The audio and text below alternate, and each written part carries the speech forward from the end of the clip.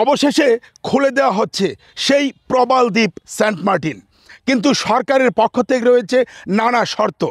আরেকটা দুঃখের বিষয় যদি আমি আপনাদেরকে জানাই, যে জাহাজে করে কক্সবাজার থেকে সেন্ট মার্টিন পর্যটকরা যেতেন, সেই জাহাজ দুটি চলছে না। জাহাজ মালিকদের যে সংগঠন, সেই সংগঠনের পক্ষ থেকে আজ জানানো হয়েছে যে এই জাহাজ দুটি আর চলবে না। এখন কিভাবে পর্যটকরা যাবেন কক্সবাজার থেকে সেন্ট মার্টিন এবং সরকারের সেই শর্তগুলি কি কি, চলুন বিস্তারিত জেনে নেই। নভেম্বর মাসের প্রথম দিন মানে শনিবার পর্যটকদের জন্য খুলে দেওয়া হচ্ছে প্রবাল দ্বীপ সেন্ট মার্টিন। কক্সবাজার শহরের মুনিয়ারছড়ার ঘাট থেকে প্রাথমিকভাবে কর্ণফুলী এক্সপ্রেস ও 12 আউলিয়া নামে দুটি জাহাজ ছেড়ে যাওয়ার কথা ছিল, তবে এই সিদ্ধান্ত থেকে সরে এসেছেন জাহাজ মালিকেরা। পরিবেশ মন্ত্রণালয়ের নির্দেশনা অনুযায়ী প্রায় 9 মাস পর সেন্ট মার্টিন উন্মুক্ত হলেও পুরো নভেম্বর মাস দিনে গিয়ে দিনে ফিরতে হবে পর্যটকদের। তবে ডিসেম্বর ও জানুয়ারি মাসে দৈনিক 2000 করে পর্যটক রাতে থাকার সুযোগ পাবেন।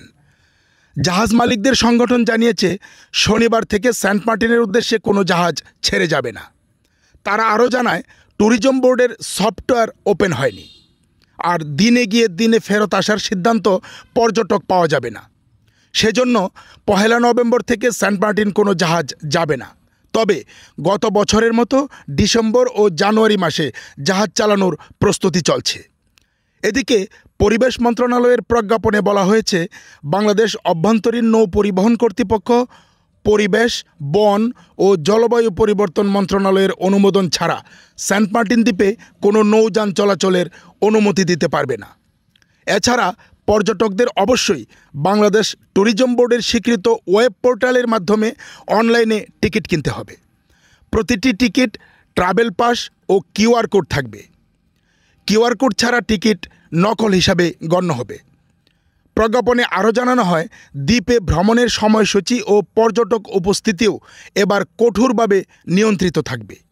নভেম্বর মাসে পর্যটকরা কেবল দিনের বেলায় ভ্রমণ করতে পারবেন, রাত্রি যাপন করা যাবে না। ডিসেম্বর ও জানুয়ারি মাসে রাত্রি যাপনের অনুমতি থাকবে। ফেব্রুয়ারি মাসে দ্বীপে পর্যটক যাতায়াত সম্পূর্ণভাবে বন্ধ থাকবে। প্রতিদিন গড়ে 2000-এর বেশি পর্যটক দ্বীপে ভ্রমণ করতে পারবেন। সেন্ট মার্টিনের প্রাকৃতিক পরিবেশ অক্ষুণ্ণ রাখতে দ্বীপে রাতে সৈকতের আলো জ্বালানো, শব্দ সৃষ্টি, বারবিকিউ পার্টি সব কিছুই নিষিদ্ধ করা হয়েছে। কেয়া বনে প্রবেশ, কেয়া ফল সংগ্রহ বা ক্রয় বিক্রয়, সামুদ্রিক কাসিম, পাখি, প্রবাল, রাজকাঁকড়া, শামুক, ঝিনুক ও অন্যান্য জীববৈচিত্র্যের ক্ষতি করা কঠোরভাবে নিষিদ্ধ। এছাড়া সৈকতে মোটরসাইকেল, সি বাইক সহ যে কোনো মোটর চালিত যানবাহন চলাচল সম্পূর্ণ নিষিদ্ধ থাকবে। নিষিদ্ধ পলিথিন বহন করা যাবে না এবং একবার ব্যবহার্য প্লাস্টিক যেমন চিপসের প্যাকেট, প্লাস্টিকের চামচ, স্ট্র, সাবান ও শ্যাম্পুর মিনি প্যাক, 500 ও 1000 মিলিলিটারের প্লাস্টিক বোতল ইত্যাদি নিরুৎসাহিত করা হয়েছে বহন করার জন্যে। পর্যটকদের নিজস্ব পানির ফ্লাস্ক সঙ্গে রাখার পরামর্শ দেওয়া হয়েছে। সরকারের আশা, এই নতুন নির্দেশনা বাস্তবায়নের মাধ্যমে সেন্ট মার্টিন দ্বীপের নাজুক পরিবেশ ও অন্যান্য জীববৈচিত্র্য সংরক্ষিত থাকবে এবং দ্বীপটি হবে দায়িত্বশীল ও পরিবেশ বান্ধব পর্যটনের উৎকৃষ্ট উদাহরণ।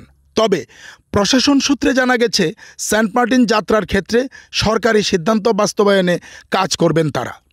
ঘাটে নির্বাহী ম্যাজিস্ট্রেট থাকবে, টিকিটের কিউআর কোড চেক করা হবে। সরকারের 12টি নির্দেশনা যাতে পর্যটকরা মেনে চলে তা নিয়ে কাজ করবে প্রশাসন।